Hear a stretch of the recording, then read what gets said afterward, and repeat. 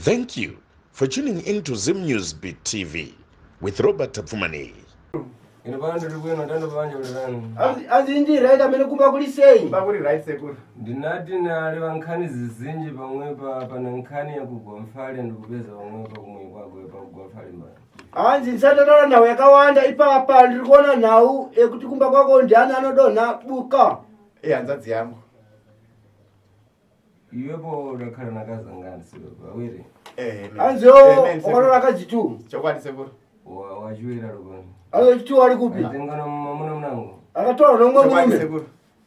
Chabwino nzukulu tsopanopa ndakakhala ndikuyang'ana iwepo kusakonezeka kuti ni pano ndikukhala ndikubonera kuti ndikhalemo ndikupata bzinthu bzinkhala bzikubula palibe kutenda muyo kukhala kumalalini palibe. Anzi apali chino zikuti kuona ukutambudzika kuti inini ndikuita singaoneke mumusha urwera hausikupera.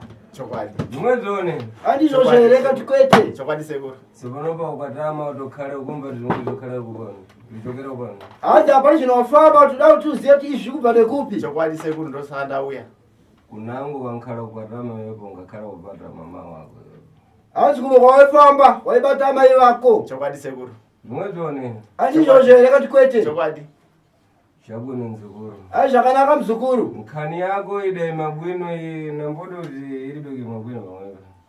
Nhako yakamira zvakanaka usati haina kumira zvakanaka. Totenda sekuru. Namboditu iwepo pamwepa ndikukhala ndikupeza iwepo wakhala bwera wekhanza ako dakhala waweza timbadipite nokanyabeza dakhala dakana. Hanzi yoya wega wamwako kauzati ande kung'anga ndobva varamba. Chokwadi sekuru. Mtima mawo bzidachoka pamwepo ndikukhala ndikuzipeza dakhala kukumbuka kuti iwepo wagula ng'anga imweyo kakukhala kupita iwepo. Hanzi sekuru vazviona kuti moyo wavo wakafunga kuti iwewo pamwe kung'anga warukenda kwako watoteka kale ng'anga yacho iyoyo. Kuti ndambodulidza phatiyo iwepo.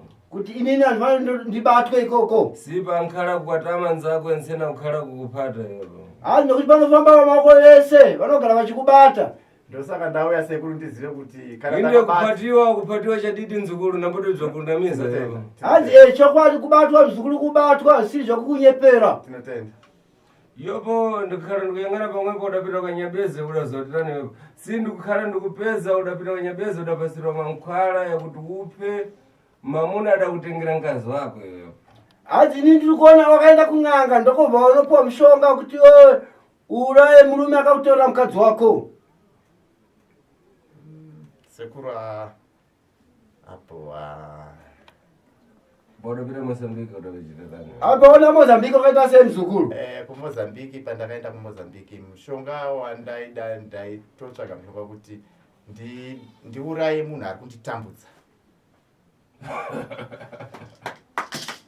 Mzukuru. Hanzi mzukuru. Nambuti senzekere nepanapa. Ndikuudza sekuru. Hanzi sotambe neni mzukuru. Kundipeza kune wino? Hanzi yese ndiona zvakanaka. Shuwa sekuru. Kundipeza one? Hanzi kundiona here kati kwete. Nango kundipeza lini? Kama usikundiona mzukuru. Ndosaka ndauya. Ini pano ukakhala kundipeza ni pano. Hanzi ini kana uchindiona mzukuru. Ukhala upeza ngati ini pano ndikuchita zvinhu zvokusenzeka ini pano ndipachita zvinhu zvokusenzeka. Tinotenda sekuru. Hanzi kana uchindiona nonenge ndikuita zvinhu zvekutamba asi inini handite zvinhu zvekutamba. Ndikuudza sekuru. Wazvinzwa zvakanaka. Ndikuudza sekuru. Pana nkhani zimwezi nzukuru nkhani zimwezi dzinchiita ngati nkhani zaufiti dzinfunikana lini zvakuzvenga. Hanzi pana idzodzi inhau dzeuroyi hadzidi kutenderera. Iyopo padatengera mkazi wako iyopo chani chaudatenga wachikonza iyopo. Hanzi opa kutorwa mukadzi wako chii chawakanotora Mozambique uchigadzira iwewe. Ipapo sekuru.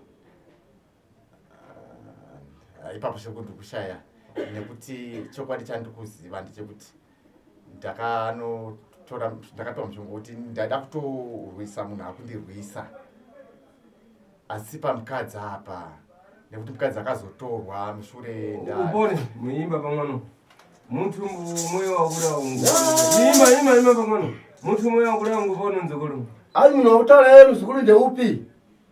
Pandakanotora mushonga here kana kuti muntu mweyo wakafuna kuti iwepo uphe. Iwe munhu wakaenda kuuraya. Ari kuya achitambudza mhuri dzangu mumba. Ndiye wandakanobatira mushonga. Chabwino nzogolo. Amen. Ayi zvakanaka muzukuru. Totenda. Kuti ukhale ubwerera. Ana muzisa. Ijai mani. Azi ijai ndiani. Ijai mai vangu. Mama wakewo. Andama yako. Inde kufiti ugere nzogolo. Azi ulo ulipo muzukuru. Zvinango zvimwe zvindokhala unazvitengera weka iyopo pautagara kunyangeze. Azi imwe yacho zvandiri kuona izvi ukainozvitorera wega paukaenda kun'anga iwe. Si pana nyanga ndokhala ndikupeza. Ngazi wako alibe umenyewa nenyanga iyopo. Azi pane nyanga ndiri kuona mukazi wakanakurwa nenyanga ere. Chokwadi sekuru. Chokwadi. Ini pano ndandipeza kale kumwe wako iyopo. Azi inokambonoona kalomba kwako. Andina. Tengura ndoziva zvimwe. Asi chai ndikuzviziva izvozvo. Muri kuzviona kasekuru. Nzogolo. Ayi muzukuru. Nkhani yakuyamba. Ayi yekutanga. Ufuneka kuti iwe pothandiziwe. Unofanira kuti iwe ubatsirwe. Si pana nyanga ndokhala ndikupezeni pane pamwe pako. Azi inini pane nyanga ndiri kuona iri pamba pako iwewe. Kutenga kwadachita iwepo nampodi kuti iwepo udatenga nemtimo wako nakufuna iwepo. Azi yokutora kwakaita unotora nemwoyo wako nekuda kwako. Mumbe mweno. Unyasondika zvakanaka. Si mtimo wako ungakhala wa muntu ukatengera ngazi. Mtimo wako ungakhala kufera nzogolo. Ufari. Azi ali moyo wako nokuchirwadza munhu watora mukadzi wako unofara ere. Ufari. Udatengera ngazi ulibe. Azi wakatorerwa mukadzi ekati hauna. Akatorwa shwari. Sipano potengera wodachitwa ngazi mweyo kukumbuka tata mweyo. Asi apa kutorwa kwata mukadzi wafunga kuita sei. Handina zvandiri kufunga kuita asi kuti nawo yandiri kufunga ndekuti inini nemuri ticheneswa. Oratani? Azi wataura kuti kudii? Kucheneswa chiri kukonzesa mhuri kusagara zvakanaka kana kubata pfuma kana kuita upenyu hwakanaka. Ndo chandiri kuda kuti Palibe kipa pamwe panzogolo. Azi hapana kipa ipapo muzukuru. Sindikakhala nokuyang'ana mbumbe udabadwa iwepo. Ufiti inde mama ako ankhala na ufiti. Iwepo udazitenga nangu ufiti pomwe. Azi ko wakaberekwa amai ako vane uroyi. Asi iwe wakazozvitorera wega kuti uroyi wani. Angapite chilungamo chibozilini nanzako iwepo mukhala ulefiti ankhala kuzonda inde si ankhala kuzoti iwepo ndotenga zvinotoketi. Azi hamungafambe kugara rimwe chete nevamwe vako nokuti vanokuvenga nokuti achiziva kuti iwe wakatora zvakaipa. sekuru handisi kukupikisai asi ndoda kuti mundibatsire nekuti ndisingazive kuti mukurarama kwangu kune chinhu chiri kurarama kana kuti kune chinhu chiri kuitika. Izvozvo kutaura chokwadi handitombozviziva saka ndoda kuti vandibatsire. Ndosaka ini ndaita shungu dzekuti ndiuye ndizive kuti chii chiri kukonzesa matambudziko. Chabwino nzogolo. Chakuyamba chikufunikana apa na iwepo. Ayi chokutanga chikudikana kwauliwo muzukuru. Chiyambo chose ufiti udatenga iwepo. Ndatanga tabvisa uroyi. Wakatora iwewe. Ndiri kuzvinzwa. Sopona podziza kuti iwepo udapatiwa. Azi apa ukuzviziva chawakabatwa ere baba? Ndisi kuziva. Wapatiwa nzogolo nkhani ufiti pamwe. Hanzi wabatwa muzukuru nenawe uroyi. Handisi kuziva sekuru. Wakakhala kudzidziwa lini panoda kupata pamwe. Hanzi kana usingazvizive sekuru vakubata. Wafunikana 300 kukutsidzula. Ufa ubhadhare 300 kuti usunungurwe nasekuru. Sipana mamukhala yakuipa ndikukhala ndikupeza pamwe udatenga iwepo yakuipa yakufuna kupha muntu anotengera ngazi wako iwepo. Hanzi ndikuona pane mushonga wakaipa wakatora mushonga ura munhu akautora mukadzi wako. Wakakhala namangani chokapita umwe kwako. Hanzi kana une nharo buda uende kumba kwako. Ndikhala ndipeza ti lero linkhala mawa likakhala linichoka linangoone.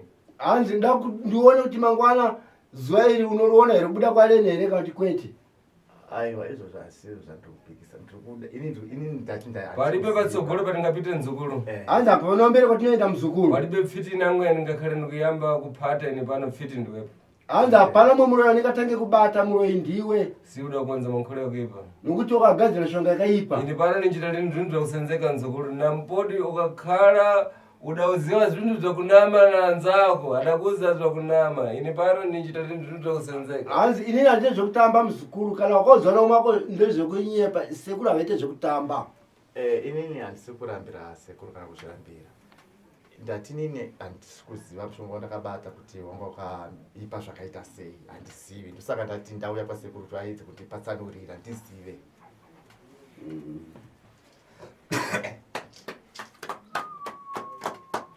Ukhala kulati umkhala udziva chani? Kuti mushonga uri kushanda sei mandi handisi kunyatsa kuziva. Ndoda kuti mundibatsire kuti ndizive. Iwepo paudapita kunyabezi.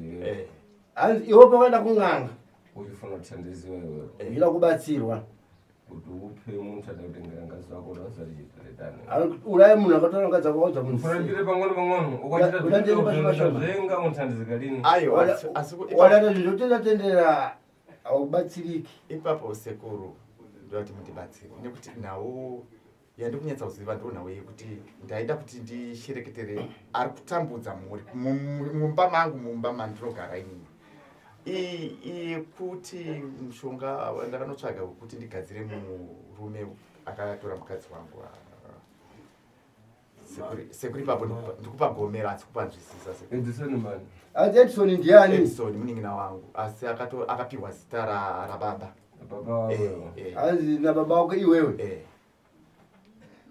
chabwino nzukuru hanzi zvakanaka muzukuru tsopano pachandofanire pano nzukuru pazvo zvati kuda ini muzukuru ndofuna kuti sidzoke ukapita kumweva ndati usununguke uende kumba kwako ndofuna thandiza vantu vafuna thandizika ndakubatsira vanhu vanobatsirika sekuru kuya kuda kuti mundibatsire ima nzukuru mina muzukuru iwepo ndokhala ndikupeza ufuna lini kuthandizika iwepo hanzi ini ndiri kuzviona nyawo sina pano kubatsira nzukuru ndifuna lini kuti nileyo kuti mama wako baba wako omng'ono wako yopo ndinefiti palibe ufiti udadzengera weka hanzi ini hasina kuti nditale kuti amai vako ati mning'ina wako ati mkomo wako asi iwe uroyi wakazvitorera wega sekuru ipapo handisi kuramba asi pane panoda kuti ndinzwisise kuti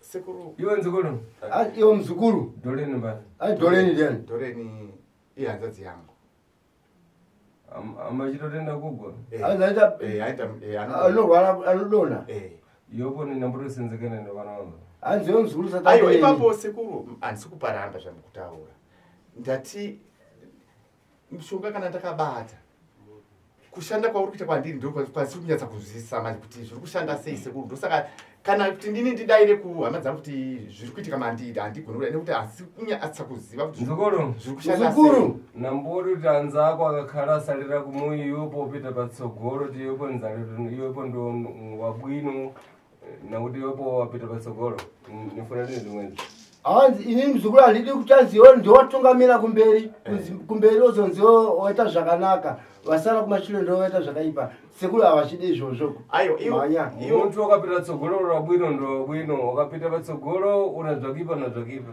hanzi munhu kana wakatungamira pamberi wakanaka kana wakachena wakachena kana wanga wakaipa chete sekuru kutaura kwenyu ndikukunzwa ava vaning'ina vangu ndakuya iwepanze kulombapira gresham amen hanzi muzukuru unoenda kuchechika yandimbari pasi amen hanzi kusikane pasi chabwino nzikuti sizokapita kumweva hanzi zvakanaka zukuru sikukaendema kwako apita anthu anangathandizika ndizvo ndodati vamwe vapinde vabatsirike kundidzinga nda kuti ndibatsirwe nyaya yandokuda kuti ndizvisi nekuti inini handisi kuziva kuti mushonga ndikuushandisa sei kana pane zvakazosanduka nekusaziva ndikuda kuti sini pano ndikudatitani nenzokolo hanzi kwenini ndikuti seko muzukuru sini kudatinomukhale ulatenge mwana mboni mukhale bwino mwana hanzi sekuru vakukuudza kuti hanzi mushonga wakatora iwewe mushonga waona kuchena kukumbuka tiri pano ndofuna kubiri kuna iwepo nzokolo aiwa pano ndofuna lini kubiri kuna iwe pamba pano ndofuna kuthandiza basi ndizvo hauzafuna kuti sekuru uda mari kwauri sekuru uda ngokubatsira chete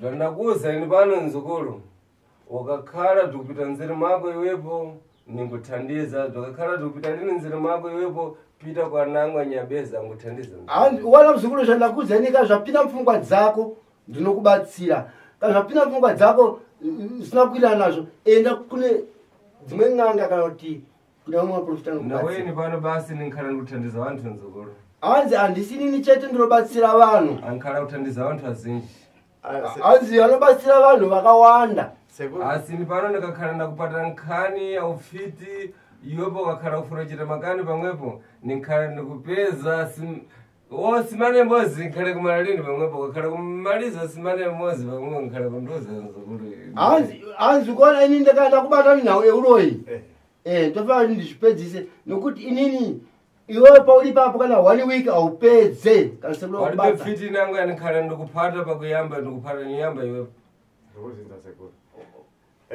sokonapo iwepo wapatiwa iwepo hanzi apati chino muzukuru wabatwa ufuna ndikusandutse one audati ndikusandutse here kana kuti kwete handizivi kuti zvinofamba sei, ini handisi kuziva. Pamusoro sekuru ndikubatsire baba. Eh.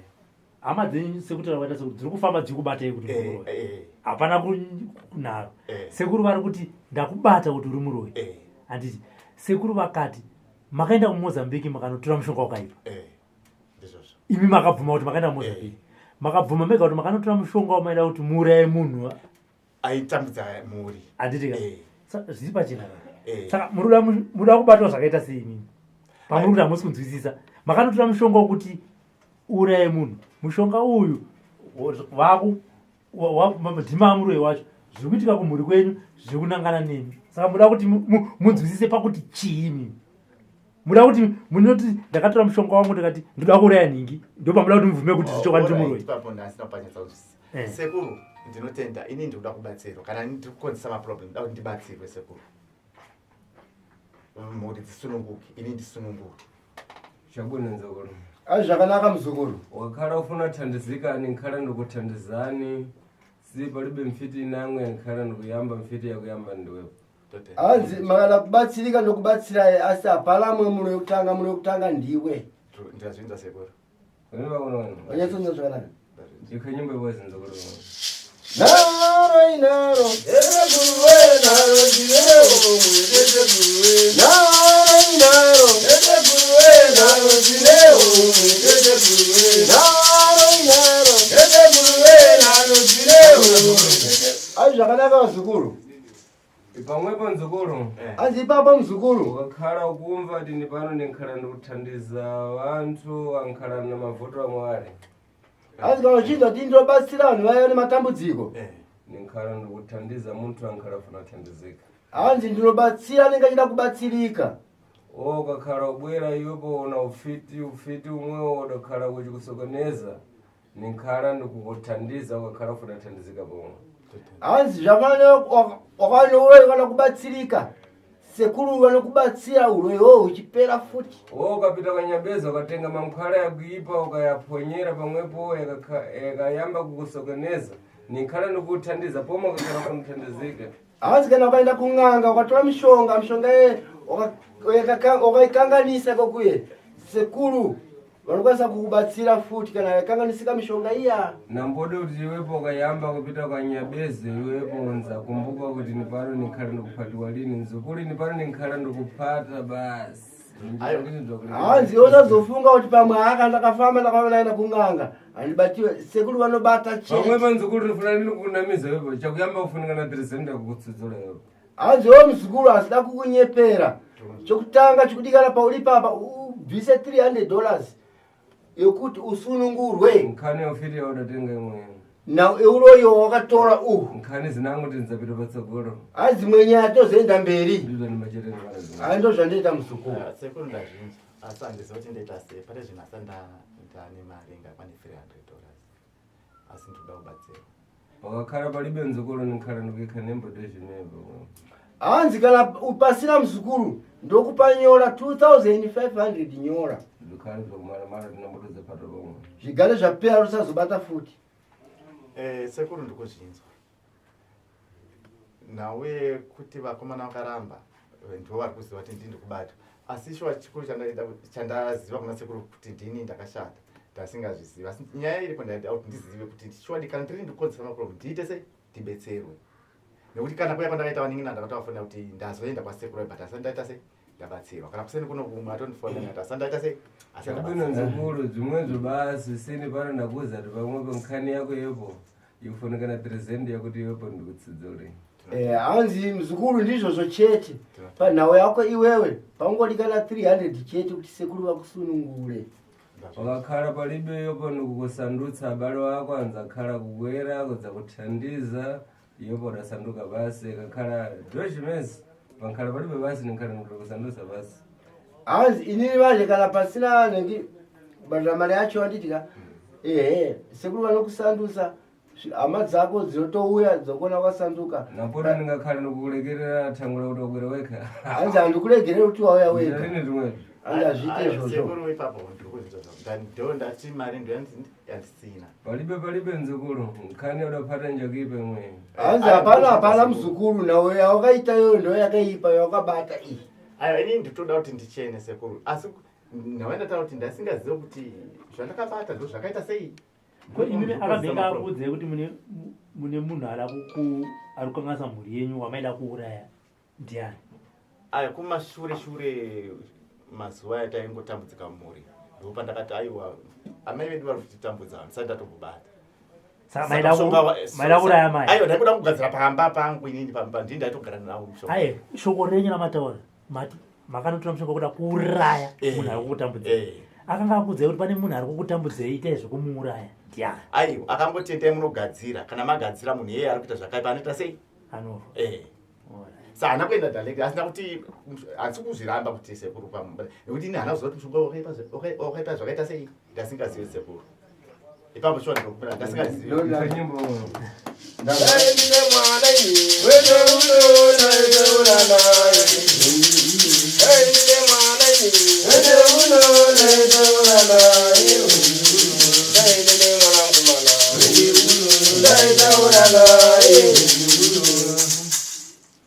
Panopanzukuru pana vantu vazhinji afuna kutendedzera ndofuna kudzoke kure banja. Saka sekuru ndozoita sei ndozotsvaga mari ndozouya ino ndekuti ndoda kubatsirwa nekuti kana zviri mandiri zvinoramba zvikonzera matambudziko. Palibe nzukuru. Andabaya mzukuru nengi Ndibana nokutsudzura ndiri palibe kubiri. asikura uso enanogara panze apo chazokudza zvikita sisa zukuru. Nokutsudzura ndiri palibe kubiri bamwe. For these and more stories, tune into Zim News Bit TV with Robert Tafumani.